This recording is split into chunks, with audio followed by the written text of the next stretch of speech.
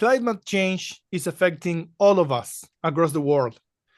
Now, even within those who acknowledge it, some people do something about it. Some people mostly sit back as spectators. I have to be honest. I worry about climate change, but I don't do much about it. My guest, though, he decided he really, really wanted to have an impact to make things better. Meet Craig Allen, an executive director with more than 30 years of experience. He's a senior leader with an impressive track record as a finance leader, having worked as a CFO in a fair share of companies. He could have simply stayed in his track, but something happened.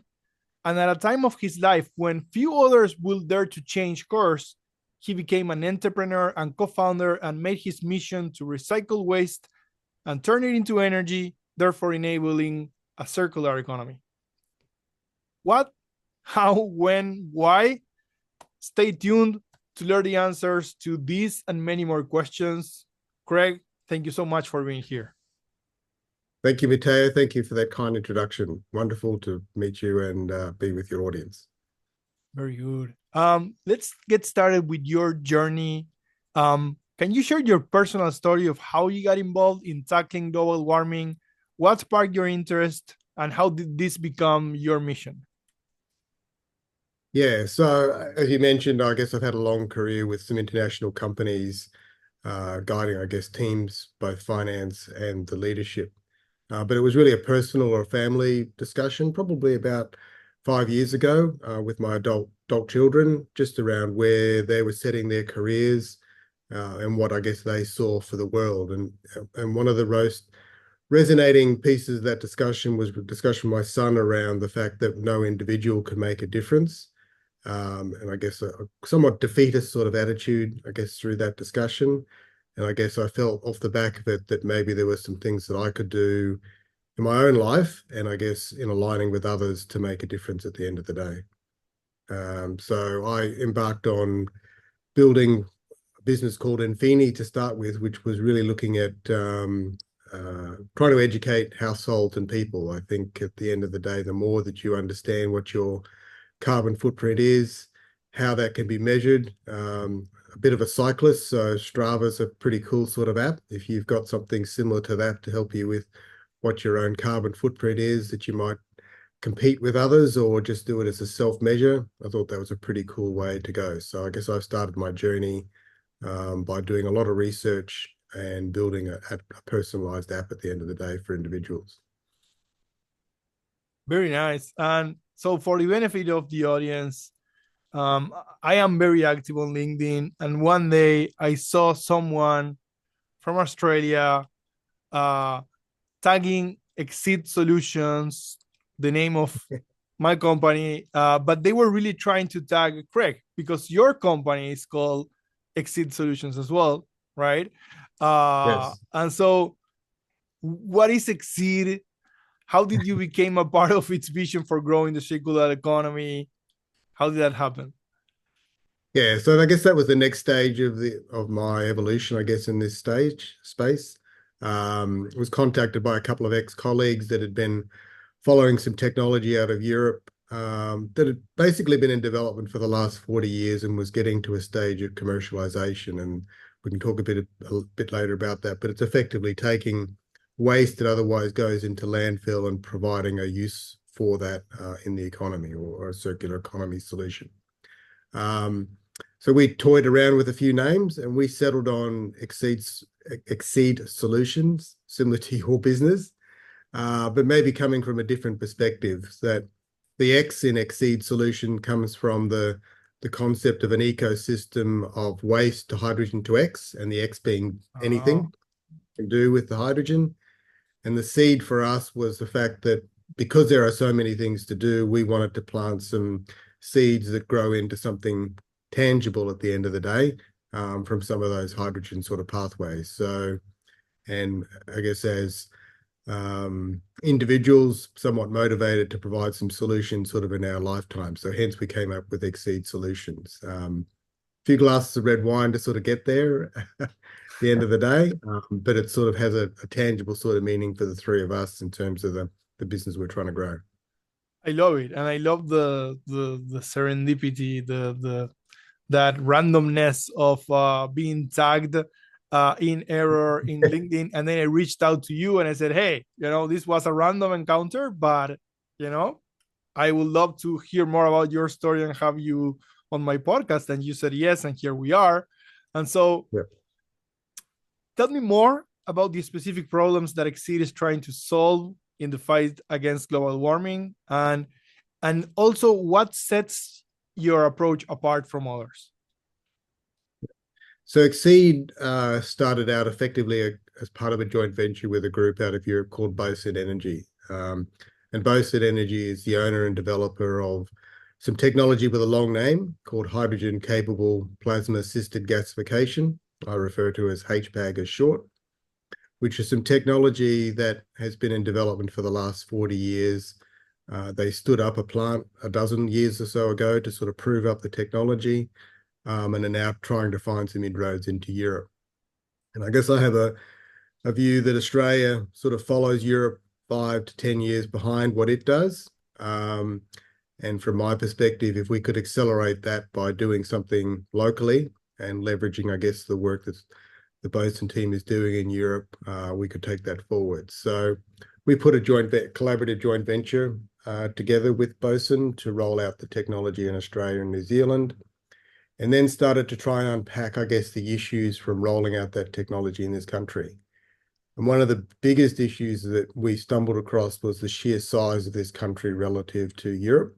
Right. It's two to three times the size of Europe. And when you start to unpack hydrogen, it's a very difficult product to move long distances. So the strategy we developed was that Australia effectively was from its road transport perspective and its population centres when we're dealing with waste, was very much sort of along the east coast or the coastlines wherever you are in Australia. And we didn't want to get into a position of having to move hydrogen long distances and encounter, I guess, the issues that other businesses developing hydrogen were getting into. So we adopted a more local solution. Waste is local, use the hydrogen locally. And if you do need to transport the hydrogen any long distance, then we'll talk about the product suite, but effectively combine that hydrogen with carbon dioxide to produce a product called methanol, which was the second stage, I guess, of our development to then align with a group out of the US and Europe that has and is developing some technology to basically convert methanol back into hydrogen. So for us, that ecosystem created an outcome where we could take waste, produce a product that could be used locally to produce hydrogen or power, depending on what its use case is. And if you had a surplus supply, or if you wanted to build a network out a bit like what our refueling stations are like for petrol or gas or diesel, whatever the right term is, we could achieve that through using methanol as a carrier for hydrogen, and then using some different technology that's being developed and rolling out, convert that methanol back into hydrogen or power in an affordable, low-cost sort of solution. So effectively, I guess, came up with the strategy around a full ecosystem and then embarked on the journey of talking to whoever would want to listen to us, I guess, about that.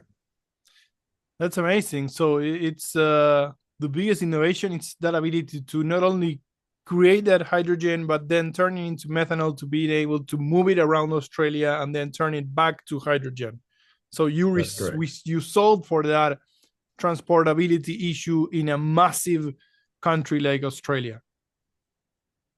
Yeah, that's correct. And I guess methanol is starting to get some traction also in shipping. So Australia being the island sort of continent that it is, there's the ability for us to take that methanol and use it as a substitute into fuels for ships as well, which helps decarbonize effectively, I guess, the transport of any products in and out of this sort of country as well. So starting small, I guess, in terms of road transport, but that's not a small feat in its own Right. side. But from a longer term perspective, we'll have some roll-on effects into shipping as well.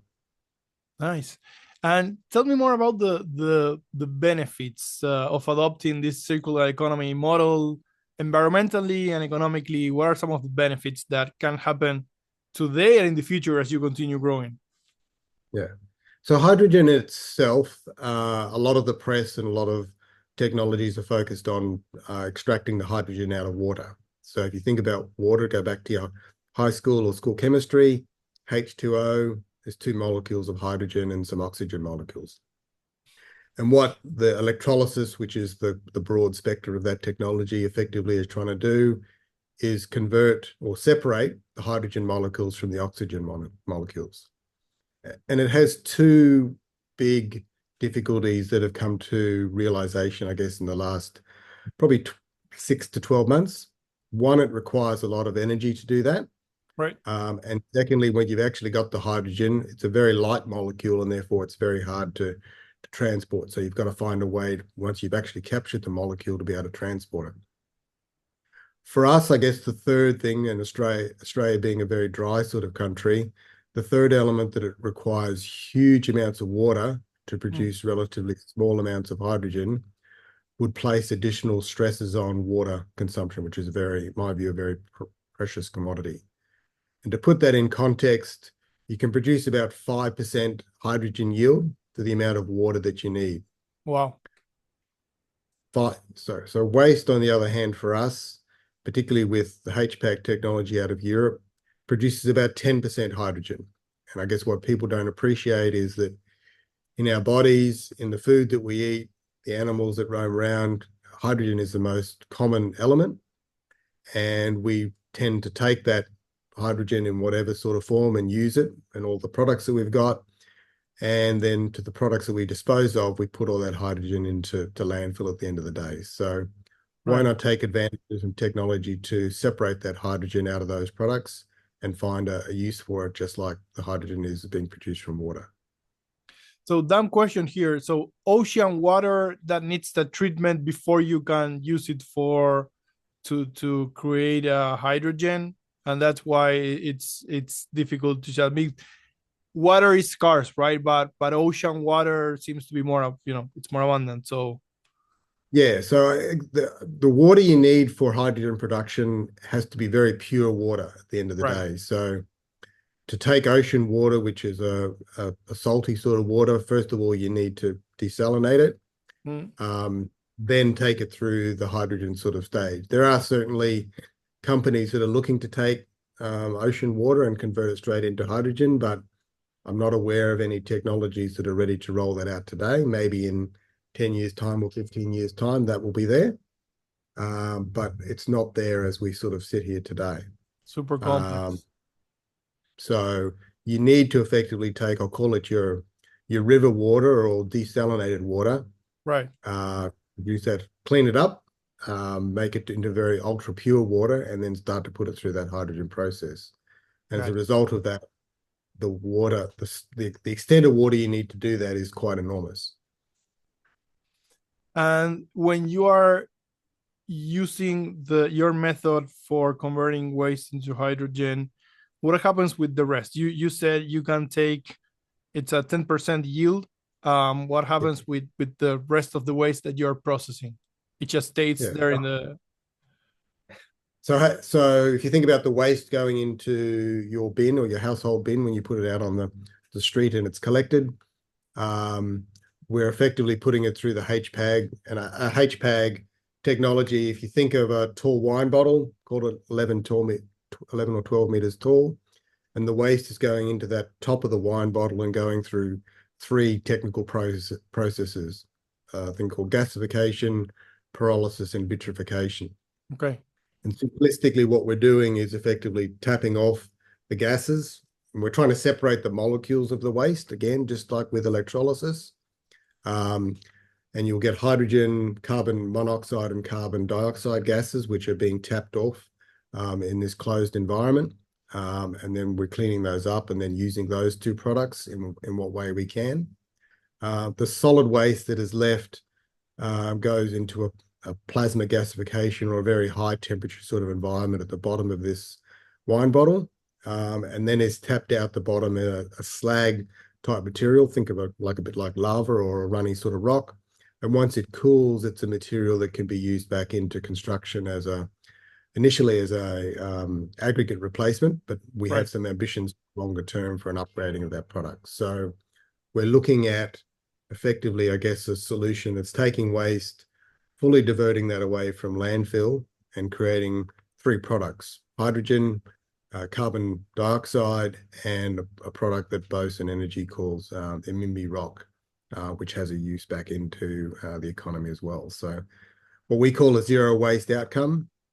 And given the huge savings from a carbon dioxide perspective into the atmosphere, a process that we call upcycling. So there's recycling of typical waste, which basically you would do with glasses and plastics and those sorts of things, and certainly has an environmental benefit.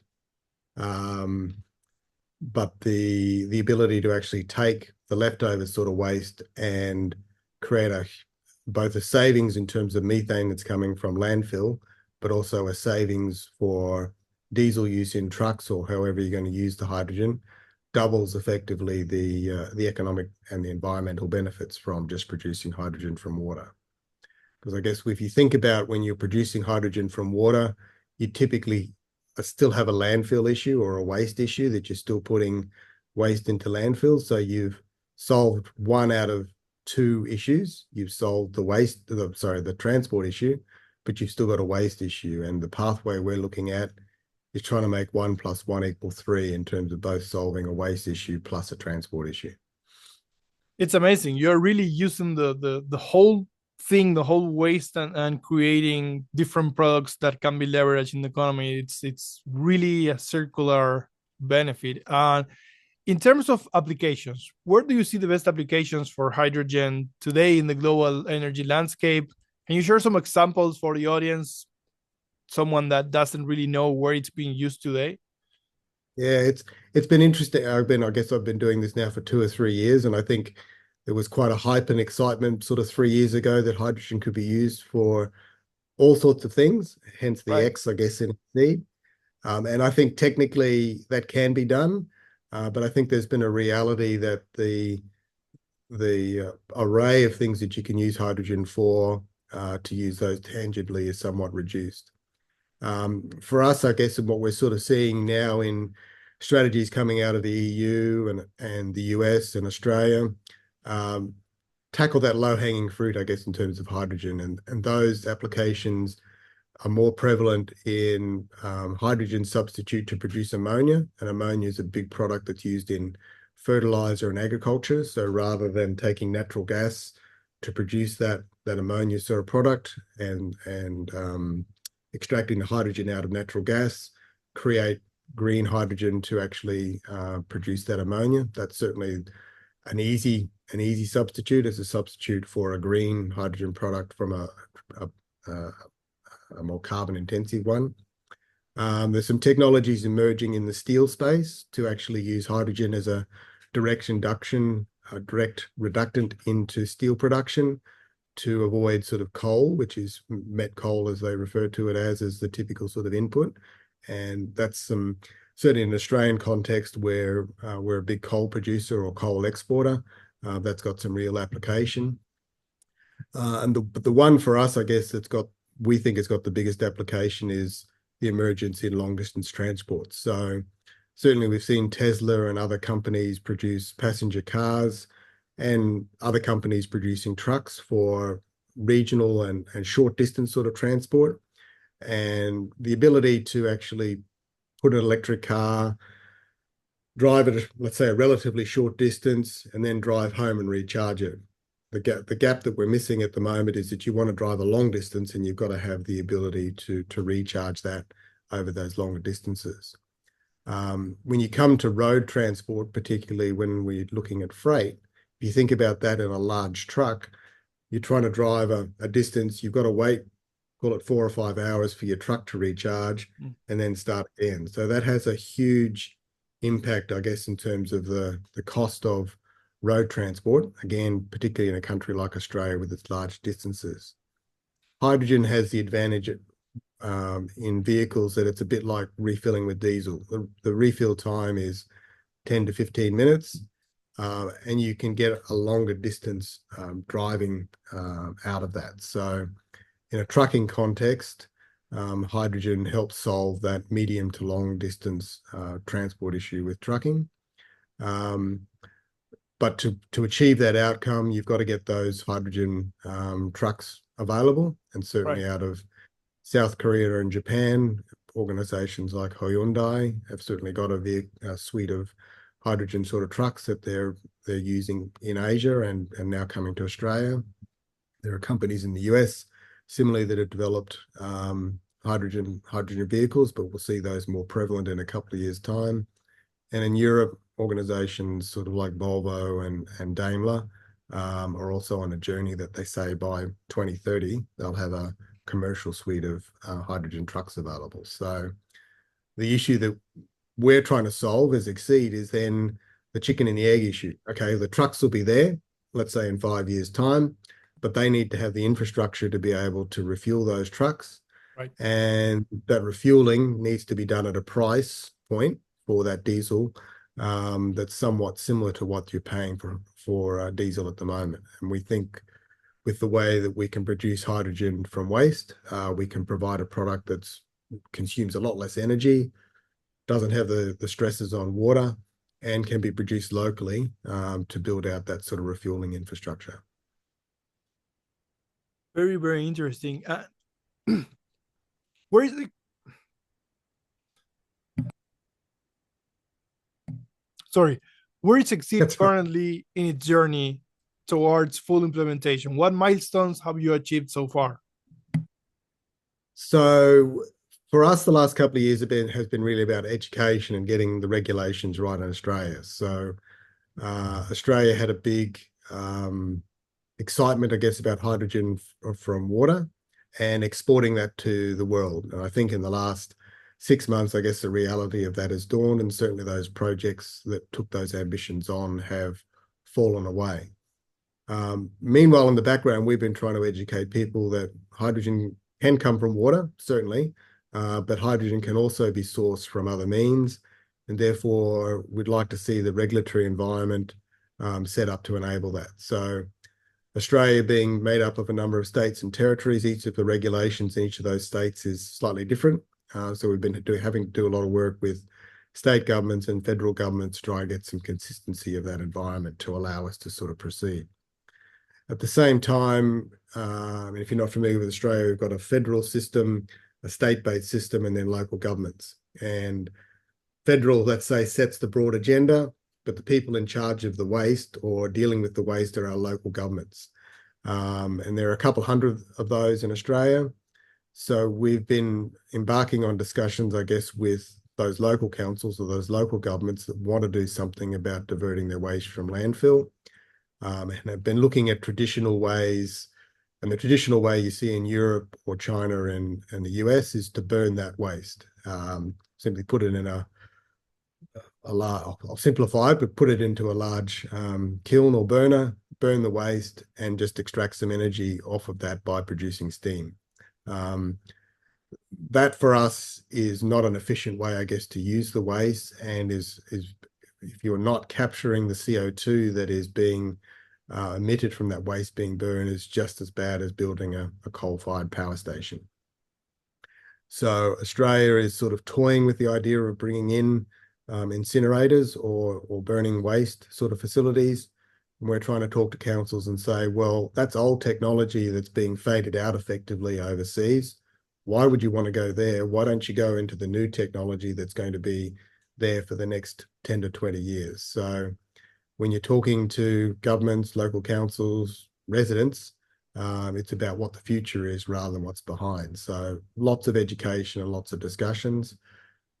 For us, we've responded to quite a few tenders, and I guess we're in a fortunate position that we think there's probably 4 key regions in this country where we'll start to now transition into some studies, some circular economy type assessments to see what is the best value to be able to take a council's waste and produce products locally that can be used by the local community, used by local businesses, and importantly, turn a resource that had no value by putting it into the ground into a resource that will have some value in the local economy. So from what I hear, the fact that there are so many different authorities involved in advancing a standard approach to to implementing Xseed's technology, that could be the biggest challenge that you face, and so it will that be a huge game changer in terms of um, a standard approach sponsored and pushed by the central government or no? That has let's say I've learned patience over the last 12 months in terms of that certainly slowed down our ability to do something in the last little while. Um, but we're talking to a number of participants in the market generally. A colleague of mine used the term Australia loves to be first to be second. So whilst Australian governments or local governments, whoever, might love what we're doing, they don't want to be the first one in the world to do it. Which is a little bit at odds of Australia wanting to be an innovation sort of country and lead in innovation. So at one stage they want to be innovators, and second stage they don't want to be the first one. So for us, Bosun Energy out of Europe has got probably about 6 projects across 4 countries that they'll look to commercialize in the next 18 months to 2 years. So that by the end of next year, we anticipate 1 or 2 projects to be stood up by Bosun, such that Australia can then follow into that,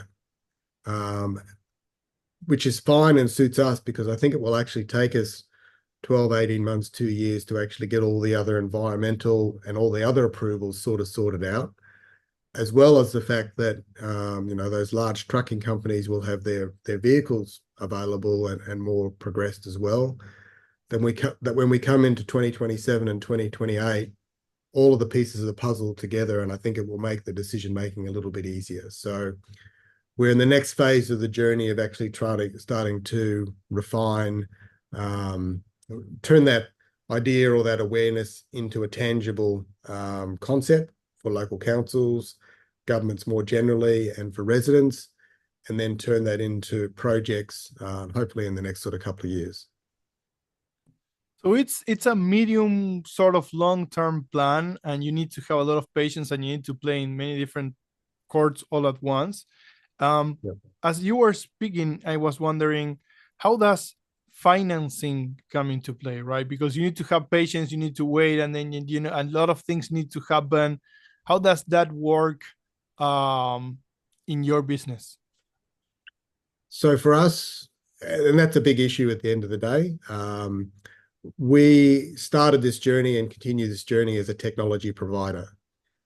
So we're providing the technology, but as we've talked to governments at a federal level that have funds to offer for these sort of projects, they've said to us, first, you've got to have a complete project. So you've got to have the feedstock or the waste sorted out. Okay, you've got the technology, then you have to have the off-taker sorted out. So you need to come to us from a funding perspective, with the whole of the ecosystem sorted out and all of the contracts and parties aligned. So all of a sudden we've turned from trying to sell some technology to try and develop projects. And I guess Right. my background and my colleagues' background in that plays to that. So we're comfortable to do that, but obviously it increases the complexity and the number of people that you need to talk to advance projects. As part of doing that, though, when you have discussions with local councils, they want to do the best thing by their local residents. So all of a sudden they come to a realization they've got a product that's worth nothing, that someone's telling them will be worth something today, tomorrow, 5 years, 10 years time. They should, I guess, in my personal view, have the ability to participate in the advantage of that upside. So we're talking more about what we call private-public partnerships or private-public consortiums, Right. which is bringing together effectively, ourselves, the local councils, other governments, and business and the community to build what we call sustainability precincts. So precincts that aren't necessarily advantaging one part of that puzzle, that are bringing the whole community, all of business and government together, to turn a product that's worth nothing at the moment into something and then realize the benefits from that. We've done a lot of work, I guess, as Australia is starting to emerge on its recycling pathway, And we've seen, in some of our local councils, the cost to treat waste double. So if you think about 10 years ago, it was pretty straightforward to put waste into a landfill. Environmental regulations have improved, so they've got to do a few more things around that, which has added some cost. We're now in that second wave where we want to do some more recycling. The volumes are low, the equipment costs are high, therefore the cost to recycle that waste is starting to sort of go up, and that's having an impact at a local council level, which is flowing into rates that we as householders pay. So for us, and the work we've done demonstrates that hydrogen into a marketplace like diesel replacement has a lot of value to add, and therefore we think can provide some savings to residents if their local councils come on board with this concept and transition away from managing a landfill to managing a sustainable precinct. Very good. A little bit of advice for the audience, for anyone listening in that wants to help more on the cause of tackling climate change. What will you recommend as a starting point? I guess I go back to where I started on this journey. It's a personal thing at the end of the day. And I go back to the business I started this with Infini. It's about four things. And I guess it's knowing in your own personal space what your own carbon footprint is. And those four elements can be boiled down to how you live at home and what you use at home in terms of your electricity and water consumption. And let's say do what you can and what you can afford from a solar or other perspective.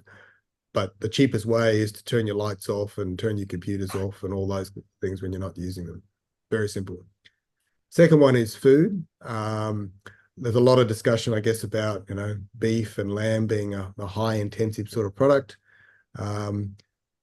People don't realize that prawns are third on the list. So seafood's actually third on the list. So harvesting prawns is a very energy intensive exercise, and as a result of that, prawns are, depending on where you are in the world, third or fourth on the list from a carbon intensive perspective. Wow. So by all means, I'm not saying don't eat beef and don't eat prawns or don't eat lamb, but just moderate the intake for that, and that will have a dramatic impact when you balance that out with locally produced food to reduce your carbon footprint.